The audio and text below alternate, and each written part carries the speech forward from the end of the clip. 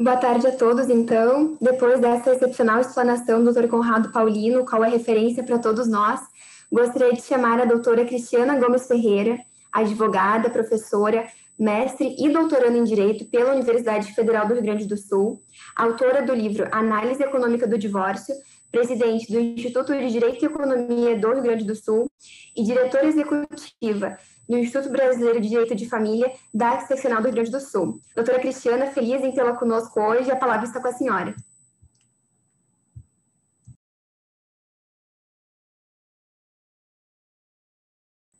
Acho que o áudio está desligado, doutora.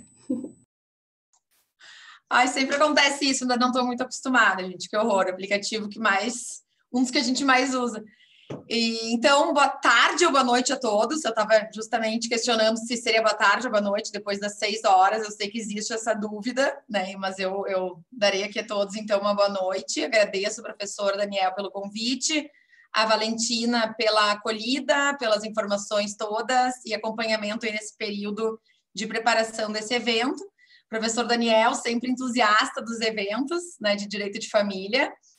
Não poderia deixar de ser diferente nesse período agora de pandemia, que não podemos nos encontrar. Esse é mais um dos eventos aí que o professor Daniel promoveu. Então, cumprimento a todos. A minha proposta é trazer aqui para vocês, pessoal, nesse período curto, é por isso que eu não vou me prolongar aí nas saudações também aos colegas, ao desembargador Luiz Felipe, a quem eu cumprimento pela palestra, mas não deixarei de cumprimentar também o professor Conrado, as duas palestras aí, então, que eu pude até então apreciar, anteriores à minha, que muito nos causam aí reflexões, principalmente aí nesse período que nós estamos vivendo de confinamento e com os nossos animais de estimação. Então, acho que as palestras têm muita relação.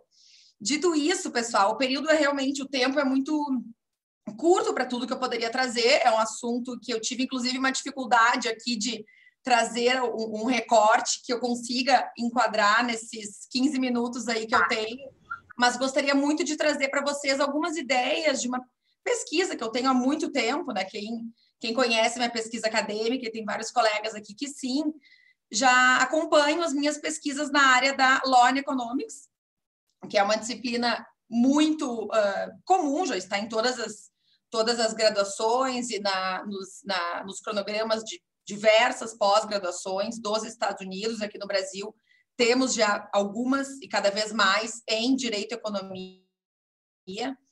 E eu busco sempre, e essa é uma das minhas linhas de pesquisa na academia, trazer alguns insights, o conhecimento, a disciplina do Direito e Economia aplicando-a ao Direito de Família Patrimonial. E o que eu gostaria de trazer para vocês hoje é o conhecimento da Behavioral Law and Economics, aplicada ao direito de família patrimonial, que é a economia comportamental, análise econômica comportamental aplicada às questões patrimoniais da área de direito de família e sucessões. Direito de família e sucessões, mas aqui especificamente ao planejamento patrimonial conjugal, o que acaba aí nos remetendo principalmente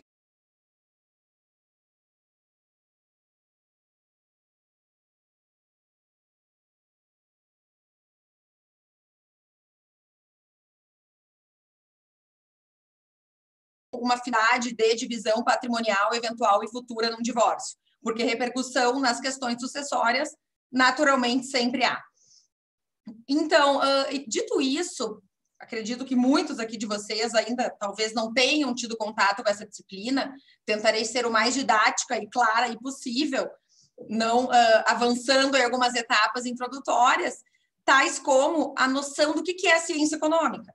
Né? Quando nós falamos em economia, nós nos remetemos à ciência econômica, a economia nos remete a diversos assuntos, também e principalmente aí relativos à macroeconomia, que não aquilo que a ciência econômica efetivamente tem por objeto, que é a análise do comportamento humano, o processo de tomada de decisões individuais ou coletivas.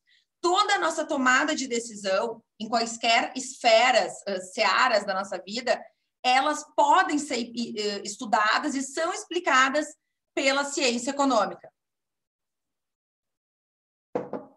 A economia era uma ciência pragmática que tem aí por pressupostos que os indivíduos maximizam a sua utilidade, ou seja, maximizam o seu bem-estar, sempre tomando aí decisões com base, né, imbuídos de um conjunto estável de preferências, né? Se eu prefiro A a B e B a C, naturalmente eu prefiro A a C. Nem sempre isso procede, né? Como um dos exemplos aí que eu poderia ilustrar para vocês.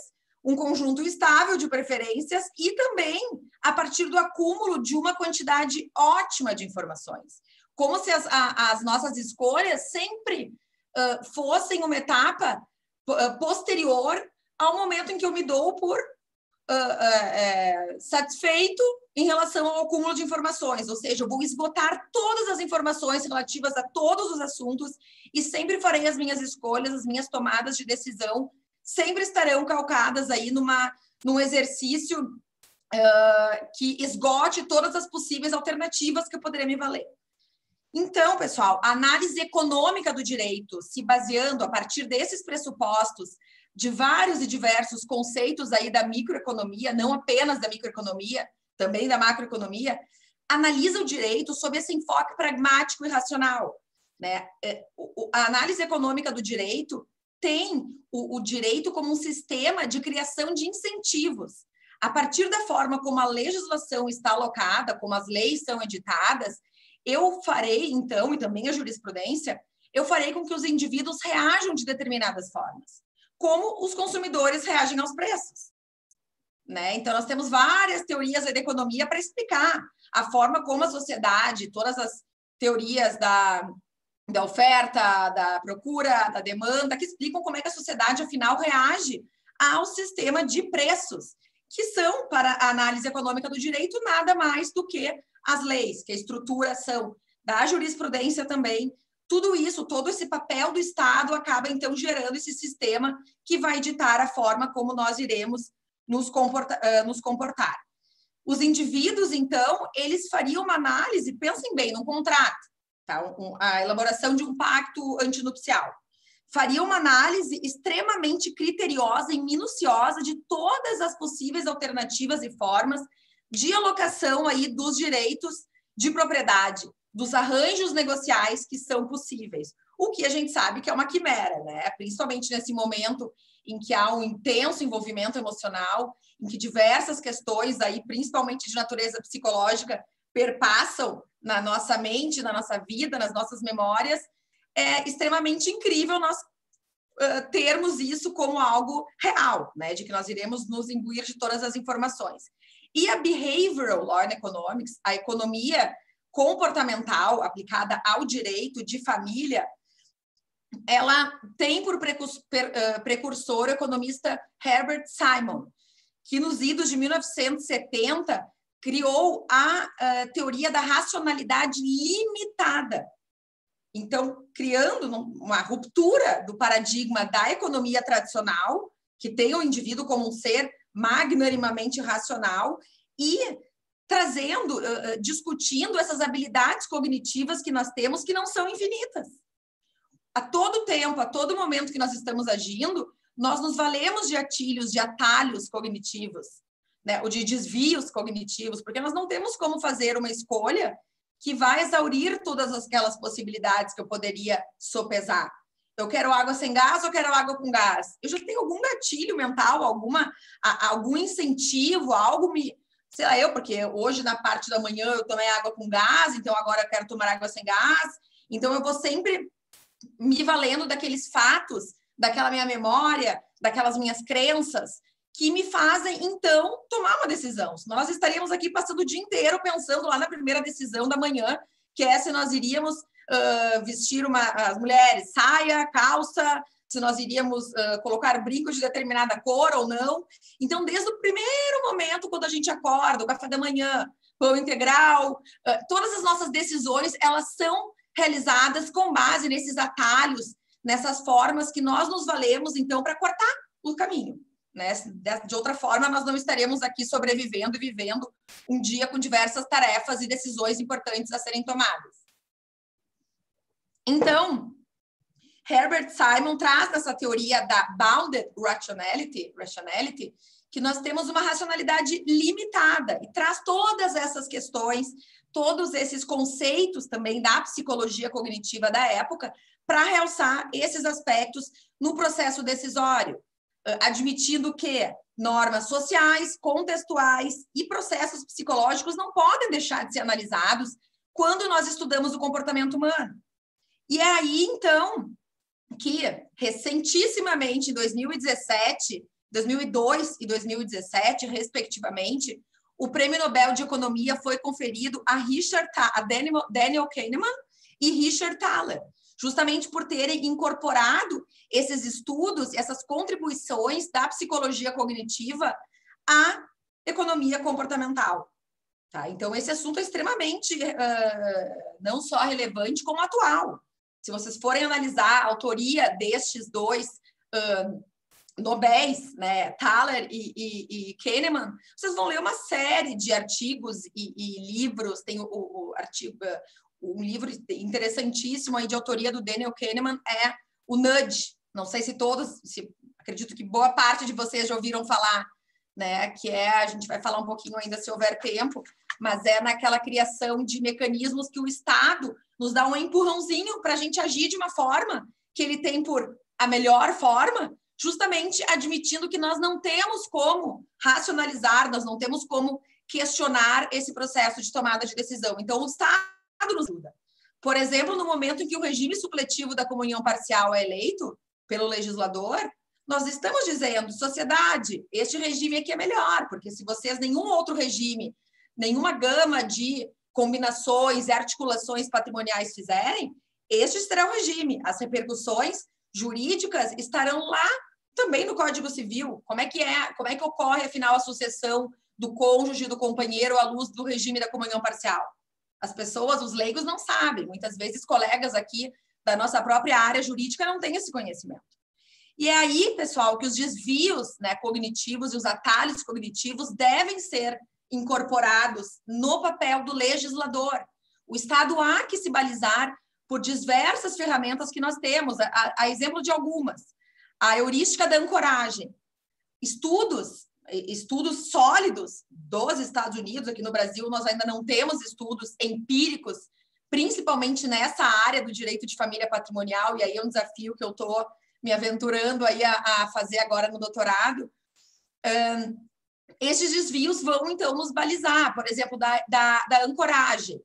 Eu vou pautar as minhas escolhas, as minhas tomadas de decisão num valor âncora, num valor inicial. Por exemplo, uma situação que eu já vivi, um valor que eu tenho, a minha família jamais admitiria que eu me casasse sob o regime da separação total, ou o contrário, né? Nós partimos, geralmente, de uma realidade, de um valor, né? De uma verdade relativamente absoluta que nós temos, e aquilo vai se projetar naquela minha escolha patrimonial. Desvio retrospectivo, né, que os fatos passados, nós sempre buscamos fatos passados que tendam a confirmar as nossas crenças. Ora, se eu fizer um pacto antinupcial, eu estarei admitindo, eu estarei transmitindo uma descrença na minha relação conjugal, né? Ou então, a heurística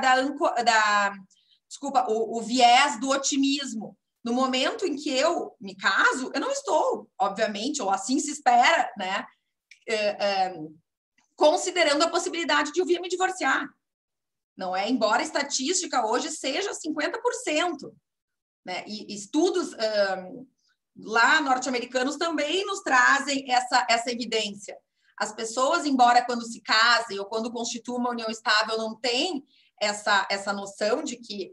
muitos têm, aliás, essa noção de que a estatística é alta e cada vez maior, não imaginam que aquilo possa acontecer consigo, com a sua relação. Então, isso é uma irrealidade total. A gente estaria invocando a teoria da dissonância cognitiva também. Ora, vejamos os dados, a realidade. Por que comigo não vai acontecer isso? Isso também vai me pautar na tomada de diversas decisões familiares, patrimoniais, de planejamento sucessório também. Então, pessoal, essa realidade toda nos faz admitir que essas escolhas conjugais não haveriam, muitas vezes, de terem sido tomadas se nós tivéssemos, indivíduos, conhecimento de todas as informações que nós deveríamos ter. A lei não é clara, né? O Código Civil ele é uma incógnita para tantas pessoas, para a maior parte das pessoas, principalmente muitos que atuam na área jurídica, novamente, não conseguem desvendar o que a lei, afinal, nos impõe na esfera familiar e sucessória em determinadas situações. Eis aí, então, a grande sugestão, o papel do Estado de intervir nessa nossa esfera, de agir de uma forma realmente intervencionista, porém, reconhecendo essas nossas deficiências, esses nossos atalhos, e utilizando disso, não só no momento de eleger aquelas escolhas que nos sejam melhores, mais favoráveis, não que isso vá aniquilar o nosso direito de poder escolher, né? Mas a forma como o Estado vai nos elencar os regimes supletivos ou vai expor as leis do Código, a própria ordem em que os incisos, os artigos são expostos, muitas vezes, num dispositivo legal, já fazem com que as nossas decisões, nós, operadores do direito, possam estar enviesadas de alguma forma. E o papel do Estado, então, seria esse, a partir do momento de se apropriar disso, questionar, afinal, qual a melhor conformação jurídica, qual a melhor conformação legal, né? De que forma que nós podemos alocar essas regras de uma maneira clara e eficiente, que não induza a sociedade a erros, que não acabe gerando ainda mais déficit nesse nosso papel de fazer uma escolha clara e segura. A professora Renata Multedo, não poderia deixar de citar, professora da UERJ, ela foi, quiçá, a primeira brasileira a tratar desse assunto, né? Nacionalmente, eu não havia lido nenhuma doutrina ou artigo especificamente tratando do paternalismo libertário aplicado às indagações na esfera das questões patrimoniais e legais.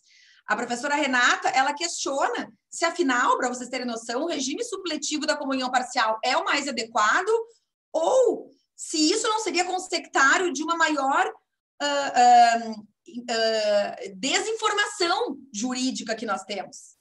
Né? Se, afinal, houve esse questionamento, se essa forma como a lei foi introduzida, de como esse dispositivo, como esse regime de bens foi legalmente introduzido, partiu de algum suporte empírico, ou porque o legislador assim acredita que é o melhor e ponto final? Será que ele está, ao fim e ao cabo, tentando reduzir as nossas dificuldades, nosso grau de enviesamento? E, por fim, não poderia deixar de destacar, quem tiver interesse nesses assuntos, o tempo é realmente muito curto, e seria muito curto, ainda que fosse de 30 minutos, estudos norte-americanos trazem, pessoal, de uma forma muito robusta, diversas reflexões e artigos e obras sobre a Behavioral Law and Economics. Confesso que, aplicando isso ao pacto antinupcial e às questões de planejamento, trazendo esses questionamentos ao direito de família patrimonial propriamente dito, confesso que não há tantos estudos, mas os mais ousados, eles sugerem, por que não tornar o pacto antinupcial obrigatório, para que isso, então, torne a nossa decisão, obrigue a que haja um compartilhamento mínimo de informações anteriores à escolha por um regime, né, por um arquétipo patrimonial que seja, não só um regime, mas um pacto pode ir muito além disso. E quais os outros mecanismos de intervenção do Estado que podem fazer com que esse compartilhamento das informações não ocorra de uma forma muito mais aguçada. Então, eu trago para vocês também, quem tiver interesse, que faça a leitura do Uniform Premarital Agreement Act, tá? Que é o pacto de pré-marital, a lei que rege todos a elaboração e os requisitos de validade dos pactos antinupciais nos Estados Unidos. Lá verão que um dos requisitos, inclusive, de validade é o atestado de amplo compartilhamento de informações entre o casal. Então, lá eles estão muito mais evoluídos, isso que esse instrumento legal não é de agora, ele é de décadas atrás, e lá, cada vez mais, o exercício, o direito, o exercício da autonomia privada na esfera patrimonial é consagrado, é enaltecido. Cada vez mais o Estado reconhece a vontade dos agentes econômicos, dos cônjuges, e as leva a efeitos sem maiores perquisições. Isso, então, até que isso aconteça, porque nós não temos ainda jurisprudência tratando desse assunto, né, naturalmente, de uma forma tão profunda, não há pactos antinupciais, contratos conjugais que tenham sido arquitetados de uma forma muito sofisticada, que tenham sido levados ao judiciário, mas isso lá é algo extremamente mais evoluído nos Estados Unidos. Tanto é que não é de agora esses conceitos e o conhecimento da economia comportamental, ou indo ainda mais além da Behavioral Law and Economics, que é a aplicação da economia comportamental ao direito, é algo já extremamente evoluído e que suporta cada vez mais o papel do Estado. Eu espero ter trazido, né, eram muitas considerações e muitos conceitos, mas ao menos os insights aí principais desse estudo que tem absoluta relação e que pouquíssimo é questionado aqui nacionalmente pelo nosso ordenamento jurídico e tampouco pela doutrina até então.